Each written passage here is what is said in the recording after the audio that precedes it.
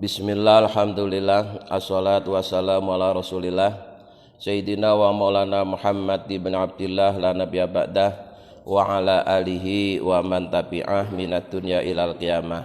La haula wa la quwata illa billah, amma ba'du. Hadirin ma'asyiral muslimin hafizakumullah. Pada pengajian yang lalu terakhir kami bacakan bahwa Abi Hurairah, sahabat Nabi, itu pernah membubarkan orang di pasar.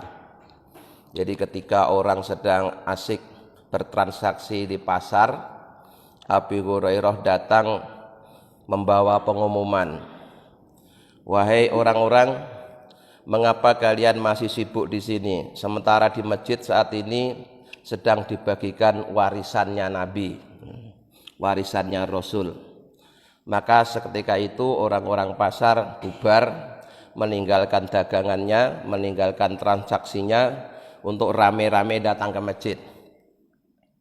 Begitu nyampe di masjid, ternyata yang dia lihat adalah aktivitas orang di masjid. Ya, ada yang lagi sholat sunnah, ada yang lagi zikir, ada yang lagi baca Quran, ada juga yang lagi mengaji.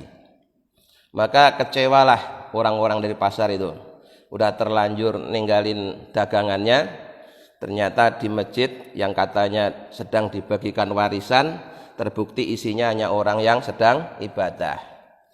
Maka setelah itu mereka rame-rame mendatangi Abu Hurairah untuk protes. Mana? Katanya bagi-bagi warisan, kok ternyata ya isinya hanya orang yang sedang sholat sunnah, zikir, ngaji, dan lain sebagainya. Maka kemudian oleh Abu Hurairah dijelaskan bahwa Nabi itu tidak mewariskan harta, Nabi tidak mewariskan uang, tapi yang diwariskan oleh Nabi adalah ilmu. Sehingga kalau dibagi-bagikan warisan itu maknanya sedang dibagi-bagikan ilmu, sedang disampaikan ilmu warisan dari Nabi. Akhirnya mereka jadi tahu, ya. Sekali-kali kalau berani nanggung resiko, kalau ngumumin pengajian di masjid, jangan diumumkan ada pengajian, coba diumumkan di masjid sedang dibagi-bagi warisan. Cuma warisannya siapa dulu. Jadi ilmu dan mengajarkan ilmu itu merupakan bagian dari warisan Nabi. Maka sangat mulia, ya, sangat mulia orang yang beraktivitas mengajar atau belajar, karena dia telah melanjutkan tugasnya para nabi dan para rasul. Wa idza alimta, dan bila kalian telah tahu, anna ta'lima, sungguhnya mengajarkan, bihadhil martabatil aliyati, memiliki martabat yang tinggi, mengajarkan ilmu warisan dari Rasul itu memiliki martabat yang tinggi. Fatawassal, maka bertawasullah kalian ilallahi subhanahu wa ta'ala, kepada Allah subhanahu wa ta'ala, fi aywafiqoka lahu, semoga Allah menolong kalian untuk mengajar dan belajar. Jadi nasihat dari penulis kitab ini, setelah kalian tahu betapa mulianya aktivitas mengajar dan belajar, maka hendaklah aktivitas mengajar dan belajar itu kalian jadikan tawasul, wasilah kepada Allah Subhanahu wa taala. Ya, wasilah itu perantara untuk mendekatkan diri kepada Allah melalui amal soleh. Nah, salah satu amal soleh yang paling utama adalah mengajar atau belajar, ya. Hatta tarfa'a, sehingga akan diangkat darajatuka, derajat kalian. Jika seorang aktivitasnya kalau tidak ngajar ya belajar, maka oleh Allah akan diangkat derajatnya. Sebagaimana firman-Nya dalam Al-Qur'an, yarfa'illahu alladhina amanu minkum walladhina utul ilma darajat. Allah akan mengangkat derajatnya orang-orang yang beriman di antara kalian dan orang-orang yang menuntut ilmu atau mengajarkan ilmu. Wayadumu, dan akan kekal apa izzuka, kemuliaanmu, wa naf'uka, dan kemanfaatanmu. Seseorang yang memiliki ilmu dan mengajarkan ilmu, itu kemuliaan dan kemanfaatannya akan terus berlangsung walaupun orangnya sudah mati. Ya. Beda dengan aktivitas yang lain. Mungkin begitu dia mati ya udah selesai. Ya. Tapi kalau mengajarkan ilmu itu walaupun yang ngajar sudah mati, selama ilmunya masih dilanjutkan, ya, diamalkan, maka seakan-akan yang mengajar itu masih hidup. Nah, kayak para ulama itu walaupun udah wafat ratusan tahun, seakan-akan sampai sekarang masih mengajar. Karena terbukti manfaat dari ilmu yang disampaikan itu terus berlangsung. Fanas'alullahal azim, maka mari kita mohon kepada Allah yang agung, mutawassilina, dengan bertawasul, bin nabiyil karim, dengan nabi yang mulia, ayyuwafiqona, semoga Allah menolong kita, lil ifadati, untuk memberi faidah, mengajar, wal istifadati, dan belajar, wa yarzuqona, dan semoga Allah memberi rizki kepada kita, al husna, kebaikan, wa ziyadatan, dan selalu bertambah-tambah kebaikannya. Nah, jadi mari kita selalu menyisihkan waktu untuk belajar atau mengajar. Jangan sampai belajar ya tidak, ngajar ya tidak. Terus apanya yang dicari? Kebaikannya kalau sudah seperti itu. Karena mencari ilmu itu kewajiban yang tidak ada batasnya. Ya, kemarin sudah kita jelaskan, sejak masih dalam kandungan sampai ke liang lahat. Di sebelum orang wajib sholat sudah wajib cari ilmu. Sampai ketika orang sudah tidak wajib sholat karena sudah mati, masih ada aktivitas mencari ilmu. Berikut ini lanjutan syair dari kitab Kifayatul Atqiya. Wajih kala mal qaumi ghairu muhtiin wa mualliman wakir walasta mujadila. Ini syair menjelaskan adab belajar. Wajih, dan hadapkanlah dirimu, kalamal qaumi, pada nasihat-nasihat guru sufi, ghairu muhtiin, dengan tidak menyalahkan. Jadi syarat untuk mendapatkan ilmu harus menjaga adab ketika mencari ilmu. Salah satu adabnya ketika kita mendengarkan atau membaca nasihat-nasihat yang tertulis dari ulama sufi, jangan buru-buru menyalahkan. Kalau ada yang tidak paham, tanyakan, tapi jangan buru-buru disalahkan. Karena kalau buru-buru menyalahkan nanti ternyata kitanya yang salah.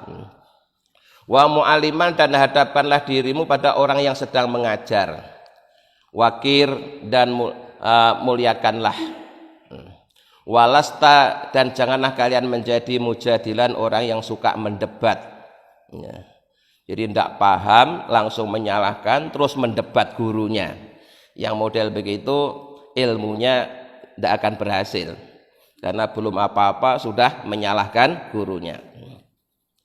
Lama anhal kalama, ketika telah selesai membicarakan ala dzikri alamati alimil akhirati, terkait dengan tanda-tanda ulama akhirat, wa ma yata'allaqu biha, dan hal-hal yang terkait dengan ulama akhirat.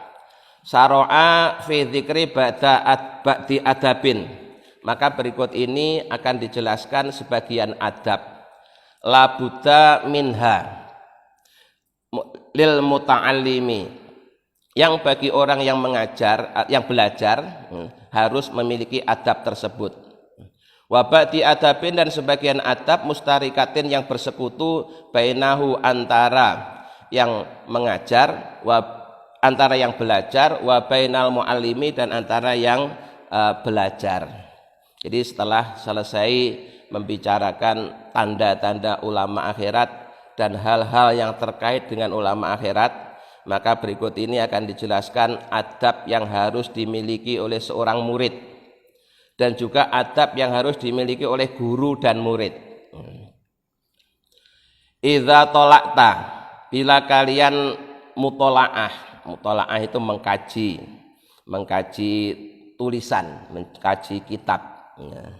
Kalamal qaumi, nasihat-nasihat dari kaum ulama, ayyisadati sufiyati, yakni guru-guru ahli tasawuf, fahmilhu, maka terimalah dia dengan sepenuh hati, ala wajhin wa amalin hasanin, dengan penuh harap dan berupaya untuk mengamalkan dengan amalkan yang baik. Wala tuhti'hu, dan janganlah kalian menyalahkannya. Jadi kalau kita sedang mengkaji kitab yang ditulis oleh ulama-ulama tasawuf, maka kita harus serius mempelajarinya, bertekad untuk mengamalkannya, kemudian jangan buru-buru menyalahkan. Ya, jangan buru-buru menyalahkan. Kalau ada hal-hal yang tidak paham atau ragu-ragu, ya sebaiknya nanti ditanyakan, ya ditanyakan. Ya, maka kalau di pesantren itu gini, tata tertibnya itu. Ketika guru mengajar, murid mencatat. Kemudian nanti setelah pelajaran itu selesai, murid dipersilahkan berdiskusi bersama sesama murid. Ya. Di siangnya diajarkan itu, malamnya istilahnya ada kelompok musawirin, kelompok diskusi, ya, satu kelas dipimpin oleh ketua kelas. Nah, nanti kalau ada hal-hal yang tidak putus dalam diskusi itu, baru ditanyakan ke gurunya. Nah, tata tertibnya seperti itu, sehingga kalau toh terjadi perdebatan, itu debat antara murid dan murid, ya, antara murid dan murid, bukan antara murid dan guru. Karena nanti kalau langsung murid mendebat guru, itu bisa su'ul adab, ya. Jadi yang dipersilakan untuk berdebat murid antar murid, dan nanti kalau murid antar murid itu tidak putus, ya, tidak selesai urusannya, baru diajukan ke gurunya, terus gurunya ngasih penjelasan, gitu tata tertibnya itu. Itu untuk menghindari supaya tidak sampai murid itu mendebat gurunya. Wala taktarid, dan janganlah kalian berpaling alaihim, kepada guru-guru sufi, fihi, dalam nasihat tersebut. Jadi jangan buru-buru menyalahkan, jangan berpaling. Apalagi jika kebetulan kita menemui nasihat yang disampaikan ketika yang memberi nasihat itu sedang dalam kondisi jatuh cinta kepada Allah. Itu pasti bahasanya itu kalau hanya diterima secara akal, apalagi pakai ukuran syariat, itu pasti belum apa kita sudah langsung menyalahkan, ya. Kenapa? Karena bahasa yang dipakai oleh orang yang jatuh cinta itu memang tidak normal. Tetapi sekali lagi itu tidak bisa dihukumi dengan hukum syariat, ya. Ya bahasanya orang yang sedang jatuh cinta itu kan pasti aneh-aneh gitu, ya. Aneh-aneh. Nggak ketemu sehari aja katanya seperti nggak ketemu 1 tahun, ya. Kalau sampai nggak ketemu terus dia bisa mati dan seterusnya, macam-macam lah, ya. Apalagi bahasanya para hamba Allah yang telah jatuh cinta kepada Allah itu memang lebih ekstrim, ya, lebih ekstrim dalam mengungkapkan kerinduannya kepada Allah itu. Itu kalau orang nggak ngerti seluk-beluknya bahasa orang jatuh cinta, baru baca gitulah langsung wah ini sesat ini. Nah, ini ajaran sesat ini, langsung begitu. Ya, maka rata-rata orang yang anti tasawuf, orang yang mengkritik para sufi itu karena rata-rata dia tidak paham dengan bahasanya. Ya, tidak paham dengan bahasanya. Bahasanya orang jatuh cinta terus diukur pakai bahasanya orang biasa. Ya kayak orang sesama manusia aja kadang kalau jatuh cinta kan omongannya aneh-aneh, ya. Sanggup mengambilkan bintang, mau nyebrangin laut dan seterusnya, ya aneh-aneh. Dari dulu yang begitu. Nah orang yang jatuh cinta kepada Allah itu kadang-kadang ekspresi bahasanya juga lebih dari itu, ya, lebih dari itu. Maka tidak boleh langsung salah ini, bid'ah ini, sesat ini, tidak begitu. Tanyakan dulu apa maksudnya. Fa inna dzalika, karena menyalahkan dan berpaling itu yukadirul qurba, akan membuat hatimu keruh. Kalau hatimu keruh, tidak bisa dimasuki ilmu. Karena syaratnya ilmu itu akan nempel dalam hati kalau hati itu bersih. Maka saat cari ilmu yang terbaik itu ya sehabis sholat, sehabis zikir. Kenapa? Kondisi kita suci pertama, suci dari hadas, suci dari najis, apalagi baru sholat, baru beristighfar, baru mohon ampun kepada Allah. Itu kondisi terbaik. Ya. Kondisi terbaik hati kita itu setelah kita menjalani ibadah sholat. Saat itulah saat yang terbaik untuk diisi ilmu, karena sedang bersih. Beda kalau nggak punya wudu, dalam keadaan banyak najis, lagi banyak pikiran macam-macam, terus diisi ilmu, ya mental. Maka ngaji yang terbaik itu ya sesudah sholat, salah satu begitu. Maka pengajian rutin saya semuanya saya lakukan sehabis sholat, karena itu saat terbaik. Wa yupalitudlihna, dan menjadikan bodoh. Ya, jadi selain mengeruhkan hati, juga menjadikan seseorang itu hatinya bodoh. Tidak hanya itu saja, wa yukhafu, dan dikhawatirkan alaika kepadamu apa su'ul khotimah. Jika seseorang buruk sangka kepada gurunya, belum apa-apa sudah menyalahkan, berpaling, selain hatinya keruh, terus juga bodoh. Ini yang paling bahaya, ini dikhawatirkan su'ul khotimah. Na'udzubillah min dzalik. Maka berikut ini ada nasihat dari Sayyid Qutb Abdullah Al-Haddad, ya, yang rotibnya biasa kita baca. Dia juga seorang ulama, walaupun beliau itu tunanetra, tapi mimba di aulia illah, bahkan pimpinannya para wali, sehingga karya-karyanya juga banyak. Wasalim li ahli laifi kulli muskilin, wasalim, dan serahkanlah dirimu li ahli lai, kepada ahli Allah, fi kulli muskilin, dalam hal-hal yang kalian iskal atau janggal, ragu-ragu, tidak paham. Ladaika, di hadapanmu, ladaihim, dan di hadapan mereka, wadih, dan jelaskanlah, bil adilati, dengan dalil. Jadi kalau kita menemukan nasihat dari ulama sufi yang kita tidak paham, ragu-ragu, jangan buru-buru menyalahkan, ya, tapi tanyakan kepada yang ahli di bidangnya, yang bisa menjelaskan. Wahadzal adabu, dan adab ini huwal mustaroku, bersekutu bainal muta'alimi wal mu'allimi, antara murid dan guru. Jadi wa baqiyatul adabil atiyati, sedangkan adab-adab yang akan datang itu khosotun, khusus bil awali, untuk mereka yang belajar. Wakun, dan jadilah kalian muwakiron, orang yang memuliakan, li mu'allimika, kepada guru kalian, wa mu'azziman, dan orang yang mengagungkan, lahu, kepada gurunya. Fa inna ta'dzimahu, maka sesungguhnya mengagungkan guru itu min ta'dzimil ilmi, sebagian dari cara mengagungkan ilmu. Ya. Kalau di pondok pesantren kuno, pelajaran pertama yang diajarkan pada santri baru, ya, itu adalah taklimut ta'alim, kitab yang menjelaskan adab belajar. Itu runtut, ya, secara sistematis, dimulai dari niatnya cari ilmu. Setelah niatnya cari ilmu benar, terus memilih guru, ya, memilih guru. Memilih guru itu penting sekali, Pak, apalagi di zaman sekarang, ya.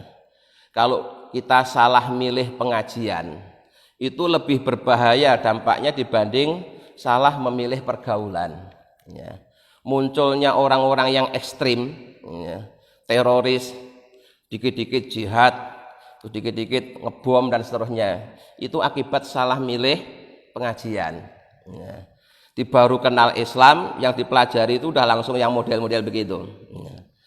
Jadi dampaknya sangat berbahaya. Maka setelah niatnya cari ilmu benar, ya, maka berikutnya seorang harus memilih guru.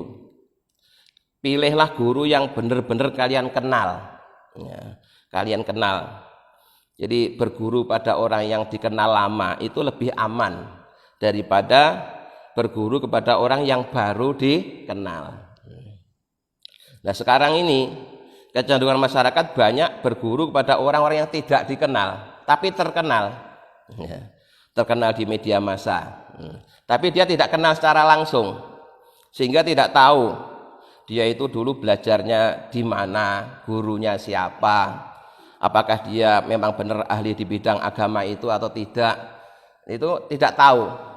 Makanya ya sering kecolongan, ya, sudah terlanjur terkenal oleh wartawan dianggap ulama nasional, tapi untuk hal-hal yang mendasar ternyata tidak bisa, ya, nahunya salah, sorobnya keliru, padahal itu hal-hal yang sangat mendasar yang kalau di pesantren diajarkan di tingkat SD, tingkat dasar. Dan ini sudah ulama, oleh kata wartawan sudah ulama nasional, tapi tidak bisa ternyata. Nah ini ya karena tidak kenal tadi itu, ya, tidak kenal. Nah cuma kadang-kadang yang sudah lama dikenal itu malah disepelekan, ya.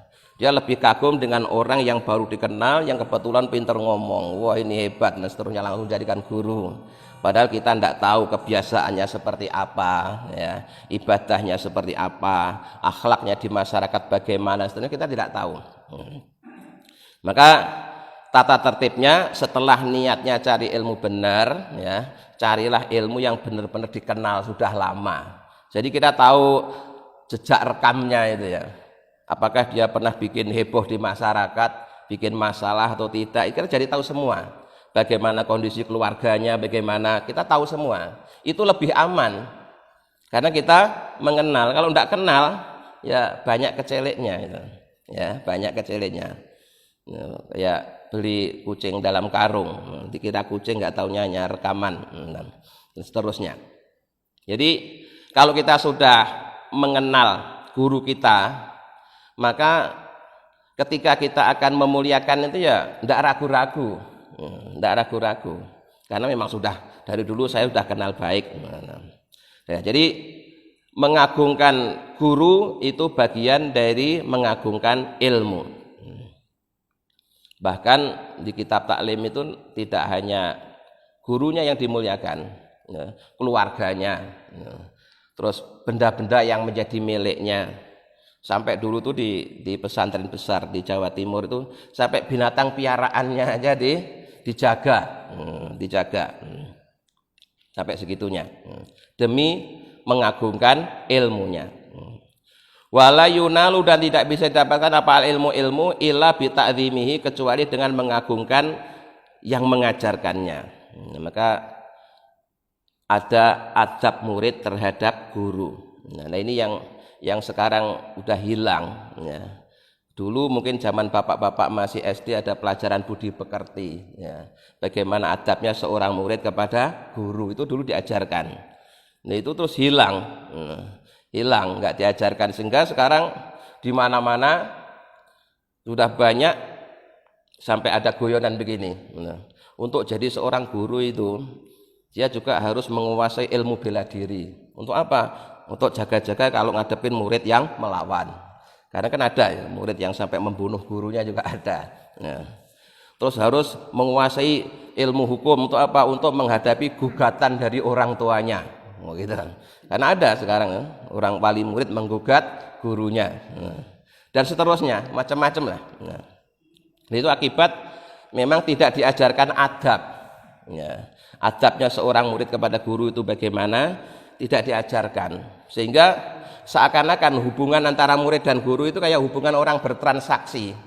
Saya bayar, dia ngajar, cuma gitu aja. Ya, hanya itu. Jadi kayak orang jual beli. Maka ilmunya ya tidak ada cahayanya, tidak ada barokahnya, ya, tidak ada manfaatnya itu. Hubungan murid dengan guru kok disamakan dengan hubungan dengan antara orang yang menjual dan membeli. Itu keliru banget, itu keliru banget.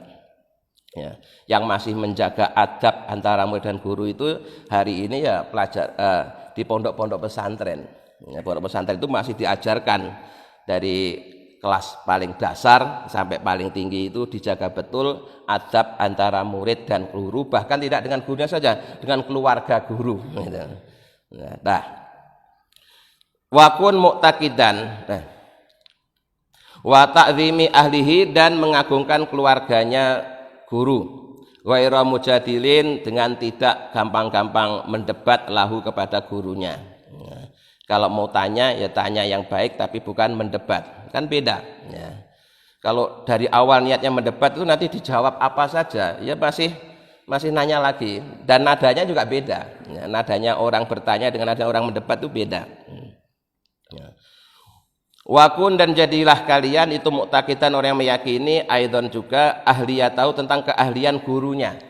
Jadi kalau guru itu ngajarin fikih itu ya dia yakin gurunya itu memang ahli di bidang fikih.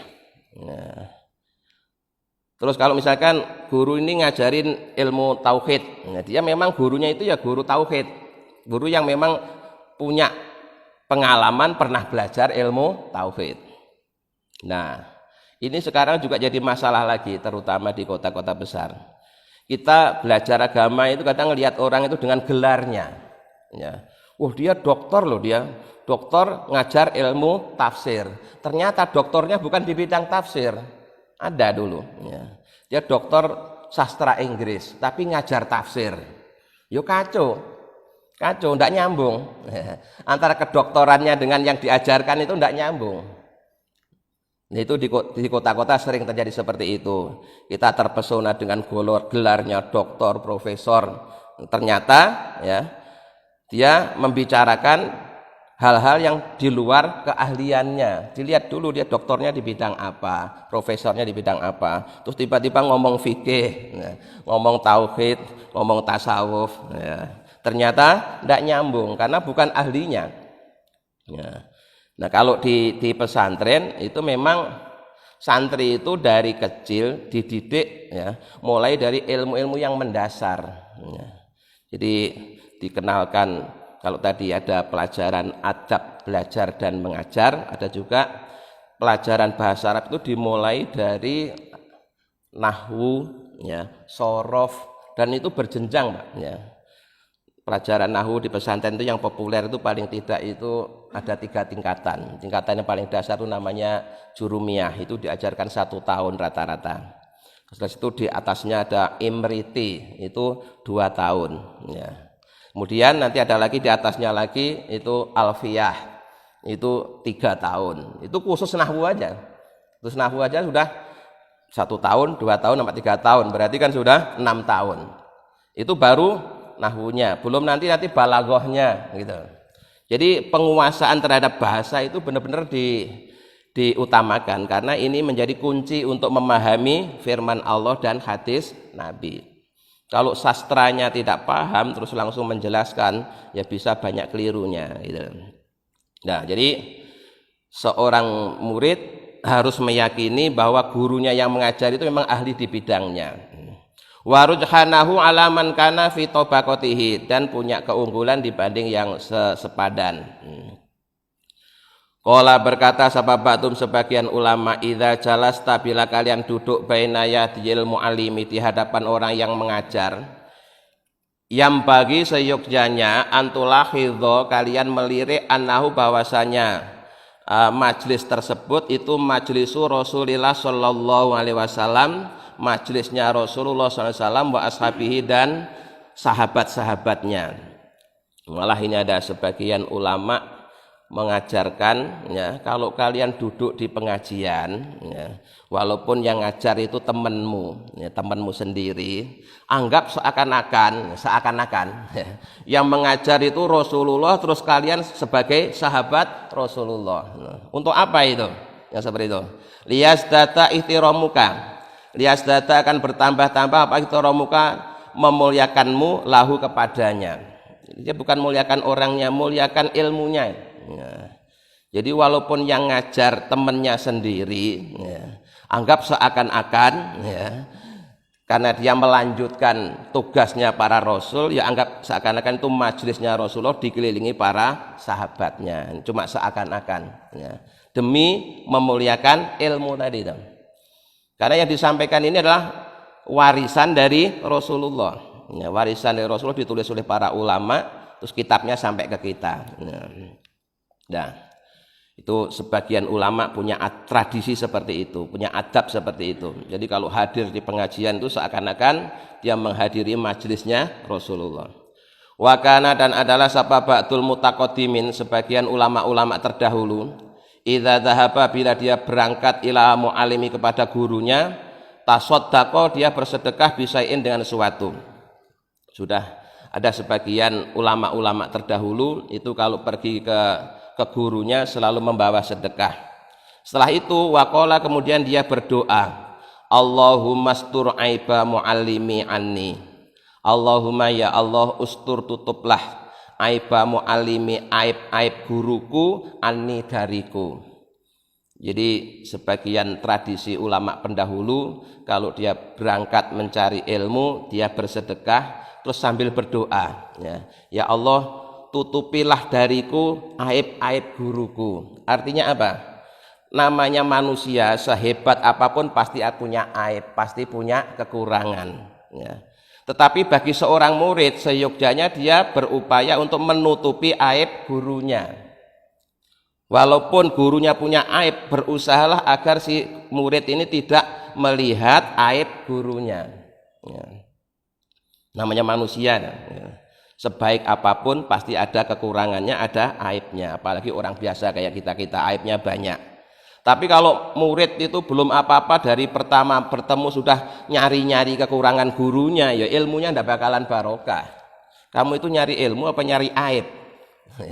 Murid kok senengannya membicarakan kekurangan gurunya, berarti itu ndak nyari ilmu, itu nyari aib gurunya, dibanding-bandingkan gitu. Itu su'ul adab yang seperti itu ya. Jadi berdoalah, mohon kepada Allah agar murid itu tidak melihat aib gurunya karena ditutupi oleh Allah. Wala tudhib, dan janganlah kau hilangkan barokah ilmi, barokah ilmunya, anni, dariku. Ini doanya ulama-ulama mutaqaddimin ketika dia berangkat cari ilmu. Di samping bersedekah, dia bermohon kepada Allah agar Allah berkenan menutupi aib gurunya darinya, sehingga murid tadi enggak melihat aib gurunya, dan mohon kepada Allah jangan sampai dihilangkan barokah ilmu gurunya. Qolal Imamu Syafi'i. Berikut ini nasihat dari Imam Syafi'i radhiyallahu anhu, semoga Allah meridhoinya. Kuntu, adalah aku. Ini Imam Syafi'i menceritakan ketika berguru kepada Imam Malik ya. Kuntu, adalah aku, atasofahu, meletakkan alwarokota, kertas. Jadi Imam Syafi'i itu kalau berangkat haji bawa kertas, bawa buku ya. Kita ini nyari ilmu hanya mengandalkan daya ingat daya ingat ya. Jadi ulama-ulama yang hebat-hebat itu dulu kalau berangkat nyari ilmu itu yang bawa catatan gitu loh, bawa kertas, bawa pulpen untuk nyatet penjelasan dari gurunya itu ya. Imam Syafi'i ketika berguru pada Imam Malik, setiap kali Imam Syafi'i mau meletakkan kertas baina yaday Malikin, di hadapan Imam Malik, maka beliau akan meletakkannya tasofuhan ya, dengan meletakkan rokikan yang pelan-pelan, haibatan lahu, karena karena menjaga atau karena takut dengan wibawanya Imam Malik. Imam Syafi'i itu kalau mau ngaji kepada Imam Malik datang sambil bawa buku, naruh bukunya itu aja pelan-pelan ya. Naruh bukunya aja pelan-pelan, jadi nggak gerusa-gerusu, nggak gerudak-geruduk, itu tidak ya. Sampai naruh tasnya, naruh alat-alat tulisnya itu dengan pelan-pelan ya. Haibatan lahu, karena takut kepada Imam Malik, takut yang disertai cinta itu namanya haibah, untuk wibawa. Li alla yasma'a, kenapa harus meletakkannya pelan-pelan? Li alla yasma'a, agar tidak mendengar, Imam Malik tidak mendengar waq'aha, ya jatuhnya kertas ke meja gitu. Enggak gludak gitu, enggak, pelan-pelan, jangan sampai gurunya dengar. Masa naruh buku aja kok semua orang satu kelas dengar semua. Nah, itu Imam Syafi'i ya.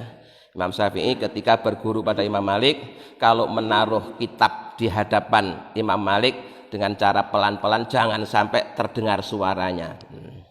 Sekarang pengalaman muridnya Imam Syafi'i, namanya Robi. Waqala, dan berkata sapa Robi, Imam Robi, wallahi demi Allah, majtaratu, aku tidak berani an asroba, untuk minum al-ma'a, air, wa Syafi'i, sedangkan Imam Syafi'i itu yang dulu melihat ilayah kepadaku. Jadi Imam Robi itu muridnya Imam Syafi'i. Itu kalau sedang ada di depan Imam Syafi'i, sedang dipandang oleh Imam Syafi'i, itu tidak berani berkutik, sehingga tidak berani minum kalau dia sedang dilihat oleh Imam Syafi'i. Kenapa? Haibatan lahu, ya, karena wibawanya Imam Syafi'i. Jadi adabnya begitu. Jadi terbukti ulama-ulama besar yang hingga sekarang ilmunya masih dipelajari itu dulu memang saat mencari ilmu benar-benar menjaga adab-adabnya. Ya, jadi beda Pak. Ya, sama-sama nyari ilmu, yang menjaga adab dengan yang tidak itu dapatnya pasti beda. Maka ilmu yang didatangkan dengan yang kita mendatangi ilmu nanti hasilnya juga beda. Nah, sekarang ini kita hidup di zaman yang dimana kita dimudahkan, dimanjakan dengan sarana prasarana, sehingga ilmu itu didatangkan, bukan kita yang mendatangi ilmu. Ya, apalagi sekarang di HP itu kan segala macam ilmu ada. Ya, kadang orang malas mendatangi majelis taklim, malas mendatangi pengajian karena lebih suka mengakses ya, ilmu lewat internet. Yaitu tetap nanti beda. Ya, beda. Karena ilmu yang didatangi, yang disampaikan secara langsung itu ada cahaya, ada barokah. Ya, ada cahaya, ada barokah. Sementara ilmu yang didatangkan yaitu untung-untungan, ya, untung-untungan. Apalagi kita tidak jelas, tidak kenal dengan penulisnya, ya, tidak kenal dengan orangnya dan seterusnya. Maka bisa jadi yang kita dapatkan hanya sekedar pinternya, ya. Dengan sekedar pinternya, sekedar taunya bisa didapatkan dari sumber mana saja. Tapi untuk mendapat barokahnya, apalagi cahayanya ilmu yang bisa menyinari hati, itu harus langsung. Nah, begitu ya. Kan sekarang banyak bertebaran kata-kata mutiara ya, kata-kata mutiara. Tapi tetap aja nggak ada rohnya istilahnya itu. Ya biasa aja ya. Baca kata mutiara di HP itu rasanya ya biasa aja, nggak ada rohnya. Kenapa? Ya sekedar baca tulisan. Ini ya sekedar baca tulisan, beda dengan yang kalau kita memang dari rumah ada upaya untuk mendatangi ilmu. Itu sejak keluar dari rumah aja udah ada nilainya sendiri. Makanya walaupun ya kita bisa mengakses ilmu lewat media apa saja, tapi harus ada aktivitas kita yang mendatangi ilmu. Harus begitu ya.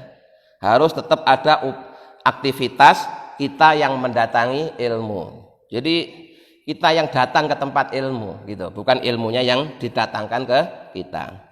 Karena paling tidak kalau kita yang mendatangi tempat ilmu, kita akan menjaga adabnya saat mencari ilmu ya.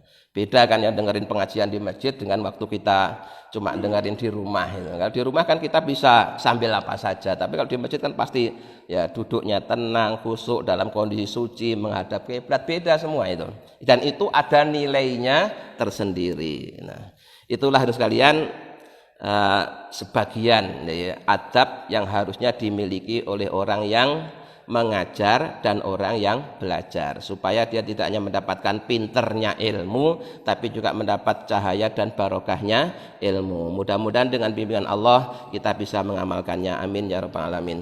Allahumma sholli ala sayyidina Muhammad wa sayyidina Muhammad, alhamdulillahi rabbil alamin. Allahumma inna nas'aluka imanan daima yaqinan shadiqan wa qalban khashi'an lisanan dzakira wa rizqan halalan wa ilman nafi'an dan sholihah. Allahumma ja'alna wa auladana wa dhurriyyatina wa talamidana min ahlil ilmi wa ahlil khair walil ibadah wa la taj'al iyahum min ahlil jahli wal ma'siyah. Rabbana atina fid dunya hasanah wa fil akhirati hasanah wa qina adzabannar. Subhana rabbika rabbil izzati amma yasifun wa salamun alal mursalin walhamdulillahi rabbil alamin. Assalamualaikum warahmatullahi wabarakatuh.